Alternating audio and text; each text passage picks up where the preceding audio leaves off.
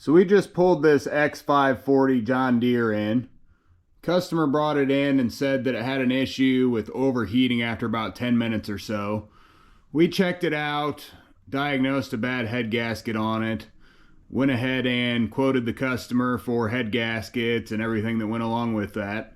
Well, we pulled the heads off, well, at least one head, and the first thing we see is that someone previously had taken a wire wheel to him. Talked to the customer about it after this was all apart and everything like that. He said, yeah, somebody tried to do it, one of their buddies or something. And I mean, just completely marred up the heads and the block. I'll get the hood off here real quick and show you what the block looks like.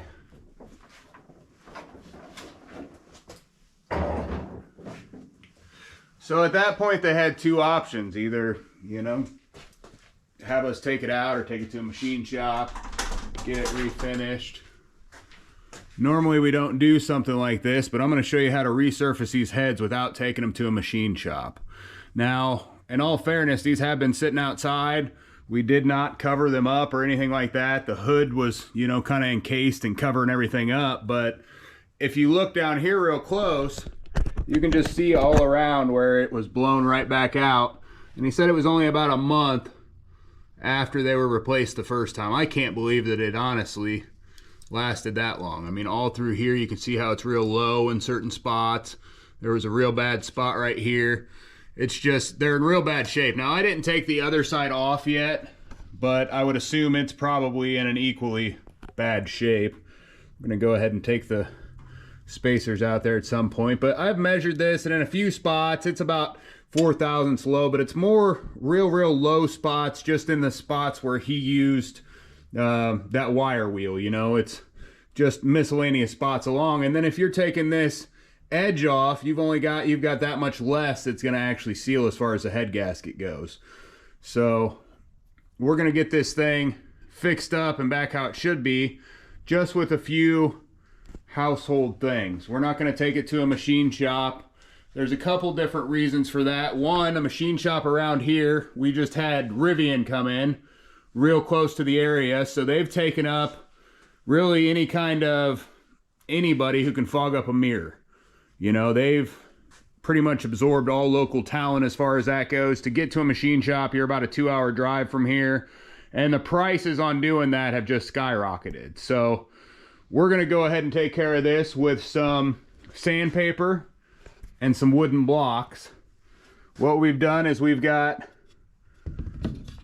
some blocks of wood here that are flat. I have checked them with the machinist level. We did sand them down a little bit to kind of mar it up. And what we're going to do is we're going to use 150 grit sandpaper after we use the 80.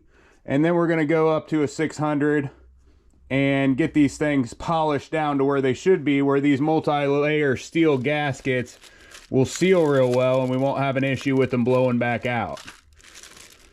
So we're also going to replace the thermostat while we're right there. No big deal, but all we're really going to need is some carbon choke cleaner just to clean everything up afterwards, get everything off.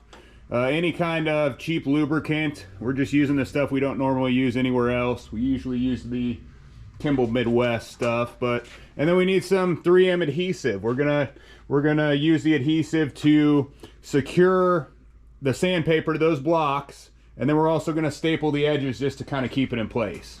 Now, full disclosure here, I have not done this. I have seen guys do it years and years ago, but that's been a very long time ago. So I am going to show you how to do this though, and I do believe it works. I've seen people use it on race cars and things like that, you know, but it wasn't really in a real world environment. It was more for track things, but that's going to be a high performance vehicle. It's not something where, you know, where it's a mower like this. And yes, they kind of take a beating, but at the same time, this should work perfect. So first thing we're going to do before we get really started with anything is we're going to just take these blocks, and all I've done is taken a piece of like a this is like 2x7, but I think it was a 2x8, and I've just kind of cut them to size so the And then I drilled pilot holes down through here and put a few screws into it so I can grip onto this and we can get some good pressure going. Now we've marred it up kind of with sandpaper so that that adhesive will stick to it and we can get the sandpaper to stick. Now what I'm gonna do is I'm gonna use one with 80, one with the 150, and one with the 600. So all I'm gonna do is just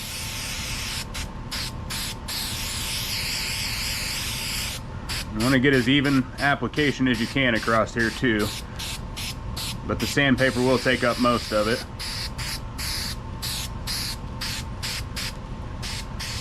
Now you want as flat of a piece as you possibly can. Some people use glass and things like that. These heads are super small and the block is super small, so it doesn't need to be anything anything real special, but you do want it to stick real well to here, otherwise it'll move or tear or something like that if you get a little piece up. So try not to get it all over your hands is best, but just set that there and work that from the middle kind of out to the outside edge. And this stuff works great. It sticks great and it stays stuck, so you really normally don't have to worry about that much. But then beyond there, we're gonna just roll over the edge and go ahead and staple that. And I've just got a regular stapler here. You don't need anything special to do this. All of this stuff is just stuff we had laying around. There's nothing special needed. Well, it's wanting to move on me a little bit. It's not quite dry yet, but oop.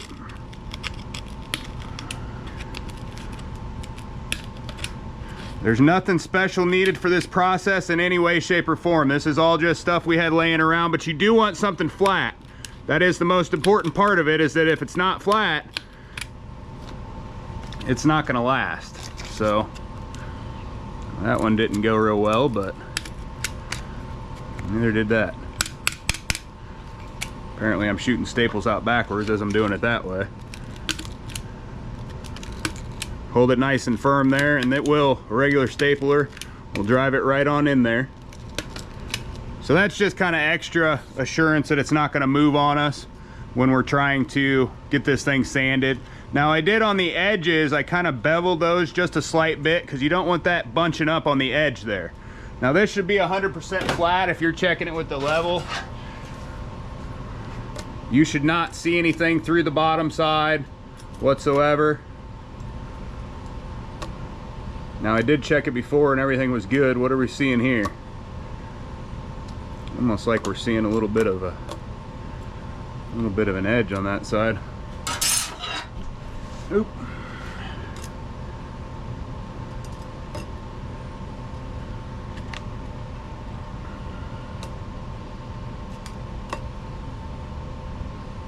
All right, I think it's just a piece of the sand or something that was there where I was seeing some light through it. It was all sandpaper, you know, with this high a grit, you're gonna get a little bit that sticks up in some spots, but we're gonna basically do that to all of these and get them nice and secured on here. That way we can first break those issues down on the cylinder heads, do the block, both with the 80, and then we're gonna do the 150 and down to the 600. Get this thing back nice and shined up, all 100% level, so we can get these cylinder head gaskets replaced and don't have to take this thing to a machine shop that we really don't have the luxury of doing at this point. So we're gonna go ahead and do these other two real quick off camera, make sure that they're dry enough and everything, and then we'll go on to the next step here. So we're back. I gave the glue some time to dry. I've checked level on all these. These are all level. They're all flat as can be, at least for our purposes. So I did pull that other head off and I found a couple interesting things. When I pulled it off, up underneath I found a busted off bolt of some sort. I didn't notice anything when I was taking it out that was busted off, but it almost looked like a OEM bolt originally, some sort of notch in it, but I think it was just busted off. So it was just sitting kind of down here in the crack. Not sure where it came from, but... And then one of the dowel pins was missing. Not exactly dowel pins, but same thing. Was missing when we took this off. And I also noticed there was no gasket on the exhaust side. On the exhaust itself, The gasket, let's see, is it on here? No, there is no exhaust gasket on that side. So apparently he just didn't put it back on. He did double up the gasket for the thermostat though, so I guess 2 gaskets in one spot make up for the no gaskets in the other spot. Head gasket on this side, separated super bad. It doesn't really look blown out. Well, maybe between those 2 spots there. Yeah, maybe just this spot in between your 2 cooling areas. Doesn't really look horrible, but definitely looks in between there and there it was blown. And that's the cooling ports for it to go through. But it was probably blown back into there also a little bit. Kind of hard telling sometimes when you get these apart. But basically what we're going to do is we're going to start with the 80 grit sandpaper. Go ahead and put it up top. Get a nice spot where you can get some good grip on it, something to hold it into place. Here I'm just going to use the front of the mower. It seems like it's going to be a pretty good place for us. And then what we're going to do, I've already cleaned all of the excess all the way around the outside here, and then I did take the dowel pens out of this side. That way I can get the head here also. But all we're going to do is we're going to put it here so it doesn't move, and we're going to, well, thought I was going to put it there so it didn't move. Looks like it may not want to stay there. Let's see. Get it on here somehow. And all we're going to do is we're going to go straight across, and then we're going to rotate as we're doing that. So as we're going each throw, we're going to rotate just a little bit. That way we're not going the same, making scratches exactly the same way. So and it looks like it's, you can kind of see still some of your low spots and stuff as we're going, but it's going to make sure that those scratches all the way going around are not in the same way.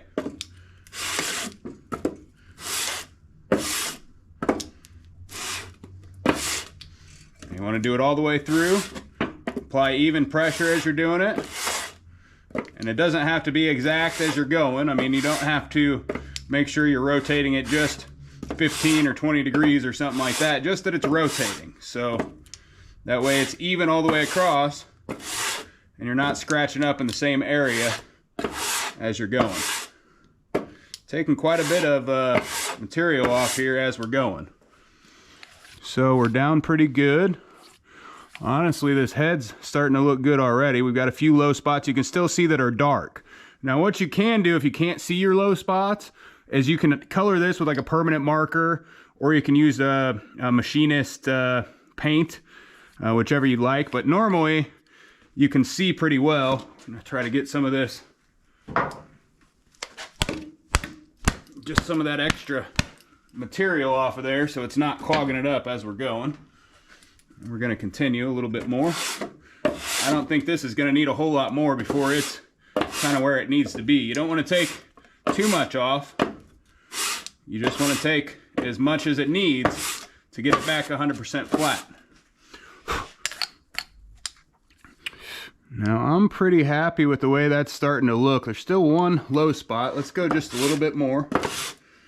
Now on a cylinder head for like a 4-cylinder unit or something like that, this is a whole lot more complicated because you've got a lot more surface area. With something like this, you have hardly any surface area, and you can usually fix that with a little bit of no time. So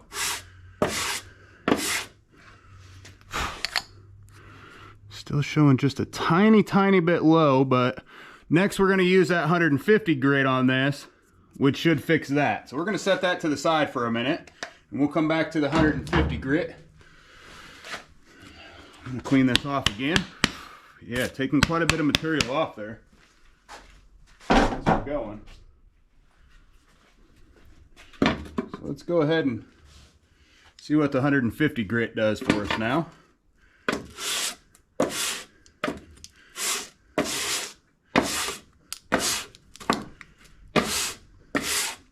Now you can just hold the cylinder head in place somewhere and do it that way. I'm going to take that off of there so it doesn't fall off.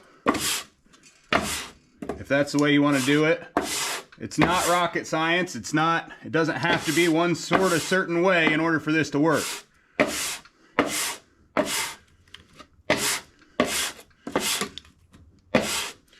And 4/1000ths is actually kind of what they say. Anything 4/1000ths or under should be good as far as the head goes, as far as deviance. Yeah, I mean, this thing's starting to look just great all the way around. We've still got some low spots. You can kind of see where the wire wheel here has damaged some on the outside, and maybe just a tiny bit there, just a little bit there also. You can go a little bit more here. Get some more of that off real quick.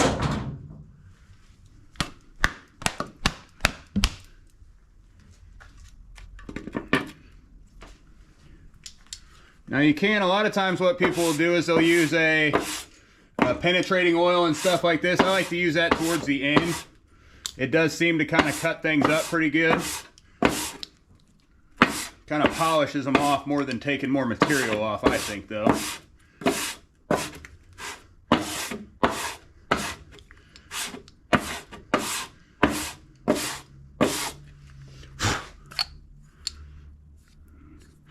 Yeah, I mean, I'm thinking we're looking real good now. Maybe just a few more swipes.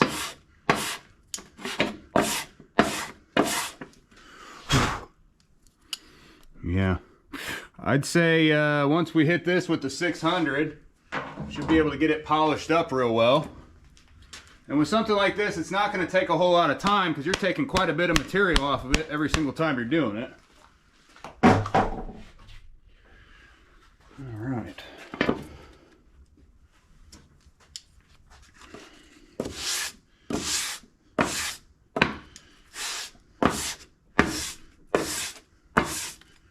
Now again, as long as you're doing the whole surface all the way across and rotating it, you're not going to hurt anything at all. It's going to take about the same amount of material off each time you go around.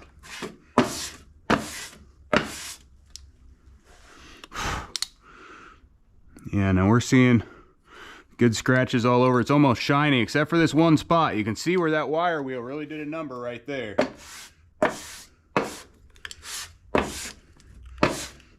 You never want to take a wire wheel to these.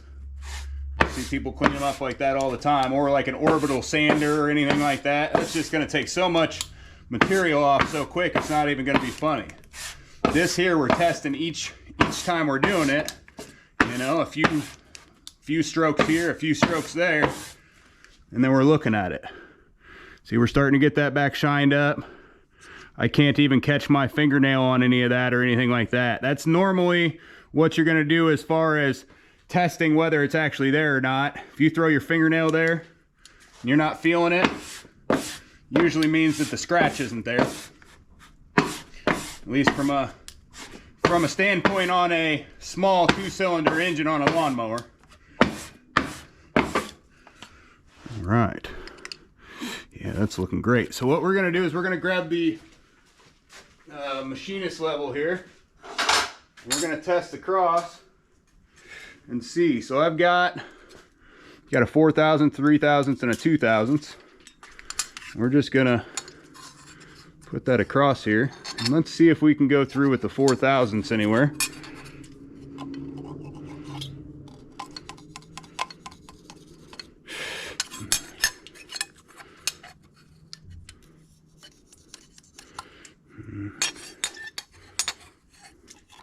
I mean, that's looking, you know, usually you can hold it up just a light and you should be able to see if you're getting anything through it 9 times out of 10. But we're going to go down to the 2/1000s and see what exactly that looks like. See if we got anywhere. Oop. Was I not holding it down there, or was it? Yeah, see, it's not wanting to go through at all. Not holding it down in that spot. Yeah. See, that's what we would call level at this point. If you can't get the 2/1000s through there and any spots going around, let me check this dark spot over on this side. See if we can get it to go through there. Nope, it's not going through anywhere.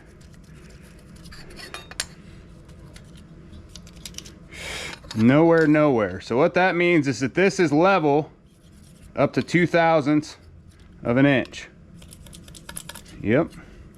Great. So that is flat. That's a flat head at this point. Now we will finish this off after we're all done. We'll get this sprayed down with some penetrating oil, and we'll kind of shine it up just a little bit, ride it over this 600 a little bit more. But at this point, I'm gonna call it good with that, and we're gonna go on to the head. Get all that extra aluminum off of there. And I'm sorry, we're gonna go on to the block, not the head. We just did the head, obviously. So, some people say, oh, well, don't mess with the block a lot of times on cars and things like that because it's cast iron. Well, this isn't cast, this is an aluminum, I believe. I'm not really sure, it could be a cast. I'm not exactly a metal expert or anything like that. But I'm just gonna turn this as I go. Maybe go some different ways and things like that.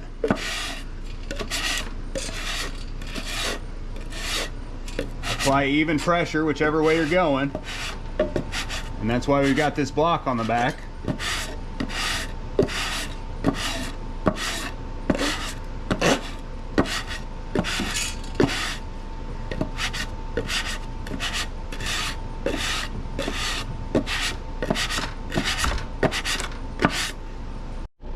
So that was just barely done with the 80 on here, and that was real time. I didn't do any while I was off camera or anything. But this is already looking like it's starting to be even all the way around. I haven't tested anything or anything like that. And no, it's not good to get any of these pieces of metal down into the engine. We're gonna clean this out real good as best that we can to make sure that that doesn't happen. But it is very well possible, you know, to get some little pieces of metal in there while we're doing it. So what we're gonna move to now is we're gonna go ahead and move to the 150 grit and do the same thing.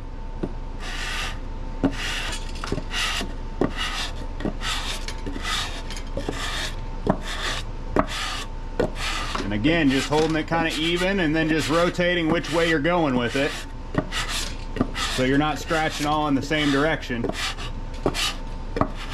And as even as you can as far as application goes.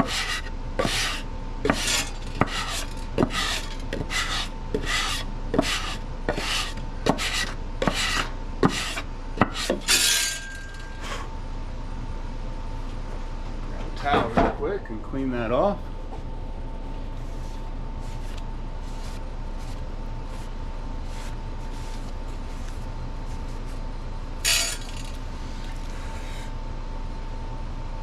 Now I am seeing a pretty good scratch here. It looks like, anyway. I can't feel it, so it may not be as bad as it seems.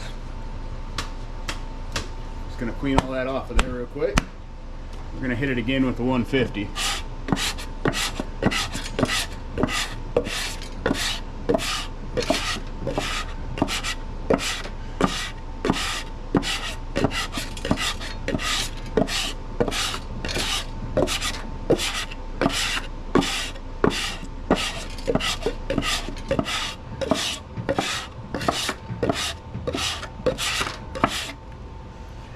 Alright. Looks like it's, again, taking quite a bit of material off there as we're going. Now let's go ahead and check this and see exactly what it's sitting at while we're here.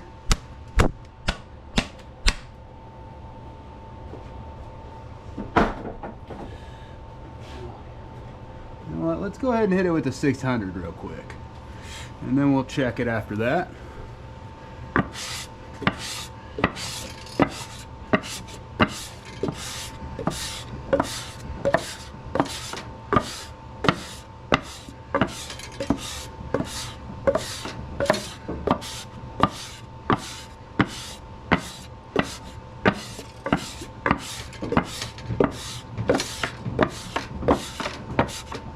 So it doesn't matter if you get a full stroke or not, as long as it's across the whole thing, it's all evenly getting scratched at that point.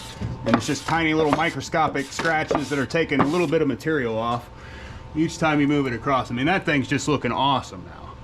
It's taking all this stuff off of the side here that was real deep scratched into it and stuff like that. It's taking all that off of there. I'm super happy with the look of that right now. the rest of this material out.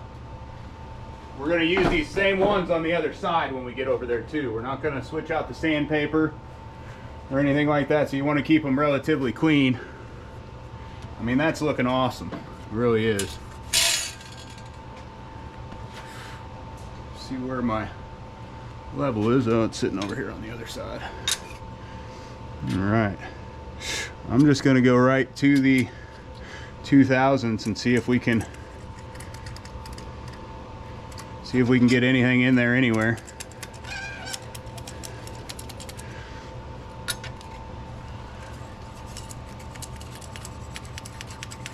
This was the spot that was real bad over on this side that was showing like 4 or 5 thousandths, and it's not even showing 2 anymore. Yeah, I mean, we're in great. Oop, is it going under there? Oh, I think I'm hitting up top on the, okay. I was wondering what was going on. It was just showing great there. Yeah, okay, so we're good. We are good. Now this thing is completely flat again. Now there were a bunch of low spots and stuff from him using that grinder or whatever he used, wire wheel. I'm not exactly sure on that, but so we're going to do the other side real quick. I'm going to do that off camera. You just saw it on one side. You do the same thing with the other side. Again, clean all the stuff off here first before you do anything, and then we'll come back to this side and I'll show you how to do it with a little bit of lube, so it actually polishes that up real well to get it ready for the steel gasket that's going to go on there. All right, so I finished up the other side head and everything, got it going, and the other side of the block.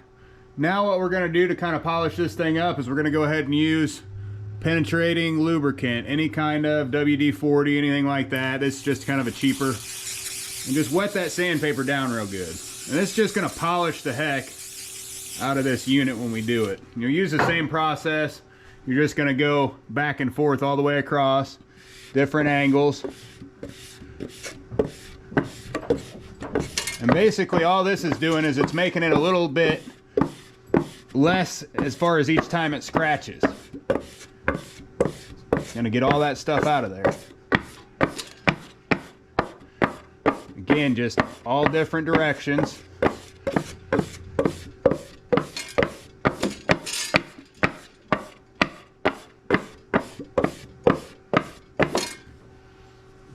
Shouldn't take a whole lot to get it all shined up real good.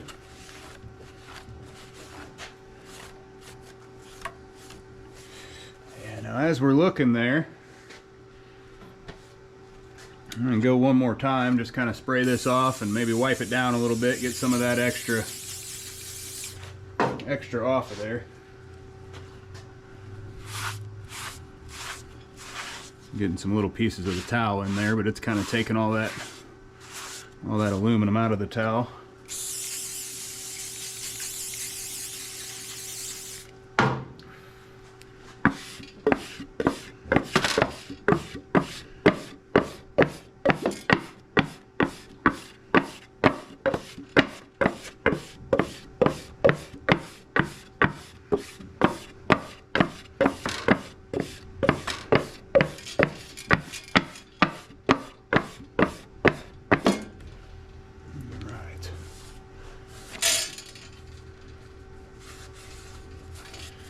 All cleaned off. What I like to do is use a little bit of carb cleaner or something to that nature at this time to kind of get everything just cleaned off. And we did spray it out real good. Make sure all that liquid kind of got out of there, all the metal that was in the unit. And you can hit it with some more air at this point too if you want. Just kind of blow that out. The cleaner you get it, the better it's going to be. But at this point now, looking at it, essentially what you see, it's almost a mirror-like finish. There's no dents or scratches. There's still one little scratch there for some reason. I'm not sure how that didn't come out of there. Huh. But everything else everywhere is just perfect. I don't see any scratches whatsoever. All of the low spots up here were taken off. All the low spots everywhere else were taken off. Everything is just perfect. And we've already checked the plane of this and everything is flat.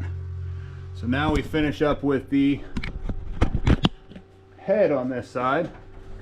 And then you're basically just going to do the same thing on the other side that you just did here. And that'll be the end of it. And then we'll put it all back together and see how everything works. Got some dirt up top there, apparently. Wipe all that off again. It's not going to hurt to get a little bit of fibers on it. Might block up the sandpaper a little bit, but not going to be real bad.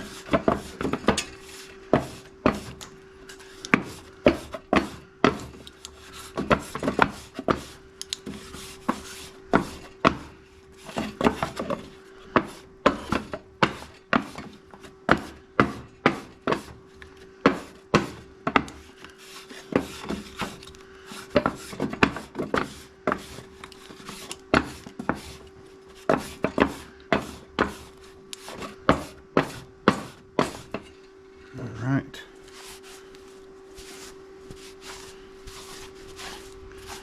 That's just kind of polishing it down to the finest that we're gonna go. That's a 600. I mean, just feels all smooth as heck. You can see scratches in it, but they're all different directions. It's kind of like the milling marks that are in it. You know, there's no deep scratches anywhere. Can't feel any of those scratches anywhere across. Almost like a mirrored surface. Especially once we get some carb cleaner. Now we're going to take carb cleaner and we're going to clean this whole thing out here. We're going to clean the whole head on both sides. Carb cleaner it all off, and then what we're going to do is we're going to spray some penetrating grease all through there also after we've got it all cleaned up, just to lube everything up. Now is a good time also to check your valves. An easy way to do this if you don't have the materials to check your valves is to actually shine light down through. You can do it on both the exhaust and on the intake side. Now if you're shining on the exhaust side and you look down through to the corner, you should be able to see light at some point. It's an old trick one of the guys taught me. You should see light down through there. Now if you're looking at that light, now there's some fluid in it, but once it's closed, you shouldn't see any light. So as soon as you push it open, you'll see light. When it's closed, you shouldn't see anything all the way around. And you can check that all the way around. That's a very good way to tell if your valves are actually seating or not, or if you need some valve work while they're out. You don't want to get it back in and realize that your valves are not seating. So you can do that on both the intake and on the exhaust. And you just push the valve in a little bit, and you're looking down through. You're looking for that light. Once it's closed, you shouldn't see anything anywhere you're looking all the way around. If you do, you know you have a valve issue. Address that before putting it back together. So we're going to do this other side, finish it up, clean everything up, put this thing back together, and we're going to see how this runs with our quick shop fix with just kind of tools we had laying around. The only thing we really bought here is sandpaper. The flat blocks were all stuff we had laying around. If you don't have flat blocks laying around, a lot of times all you got to do, go get a couple pieces and cut them down, you know, to whatever size you need. So this thing should be back together here in little to no time. I think so far we've spent right about an hour and a half to an hour and 45 minutes cleaning all this stuff up and getting it lubed, getting it surfaced back down. Not really that bad considering what the alternative was. So I went to start doing this other side and I realized the side I just showed you was the right side. But anyway, in the process here of finishing it up, found a lot easier way to do this. You know, if you're just holding it with your hand like this, I mean, it's so much easier just to run it across like this. I mean, you can apply even pressure too, kind of from both sides. A lot easier to do it like this than it was the way that I was doing it. And you can turn it easier too. So maybe the way that you want to do the whole process as opposed to doing it the way that you just saw me do it on everything else. But either way, as long as you're turning, getting everything done, it's going to solve the problem. And then once you get all this stuff cleaned up, so that guy, I've been polishing there for a little while. Not too long, but I mean, that's just like a mirrored surface. It's just great. Looks perfect. Everything tests great on it. What you're going to want to do is clean all this out. You know, use your carburetor cleaner or whatever. You can use brake clean, acetone, whatever you're going to use, and just clean all this stuff up. You want all your gasket material off, obviously, everywhere. Everything as clean as you can get it. Not going to hurt anything to get it super clean. But then what you're going to do after you've got everything dried back off after there, we like to use the interlube delayed viscosity penetrating grease, and we're just going to spray some of that down in here. That's going to be on your valves everywhere where it moves. It's not going to hurt anything. It's going to lube everything up. So after you've got everything cleaned up in here, you can also give a little spray in each cylinder. It's not going to hurt anything. Mix in with your oil or whatever, but just lubes everything up for that first few strokes where you're not getting any oil.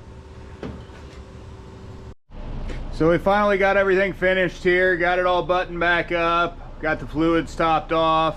Everything on this thing is all ready to go engine wise anyway. Did have to switch out the battery. The other one, we tried to charge it, it didn't work. It's got a bad cell or something in it. It just clicks and clicks when we're trying to turn it over. I've got the door open just in case it smokes quite a bit. This will be the first start. I did also clean the carburetor on it while it was off, and I drained all the fuel out of the tank, so we're starting off 100% fresh. Let's see what it does.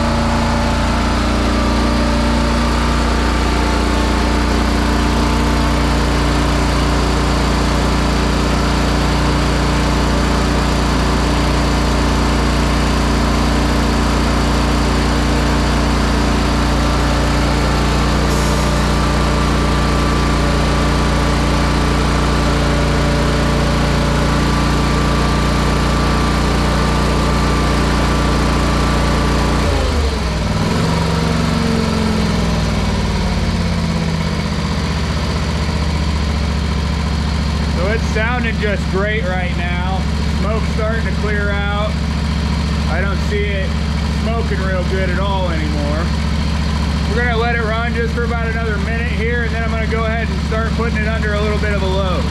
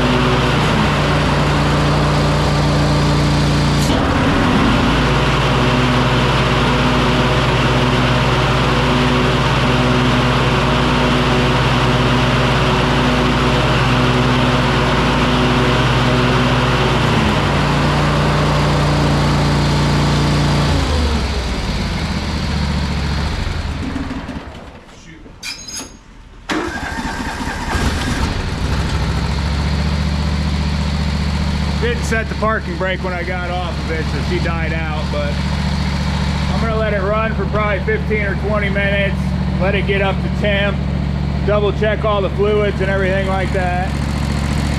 Everything so far is looking great though. It's sounding great. We don't get any bogging under pressure or anything. Let's see here. We're not getting any pressure in the hose.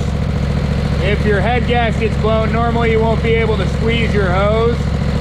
For the radiator, it'll usually have actual pressure in it. So everything is looking solid. Was it worth the time that we put into it to fix this way?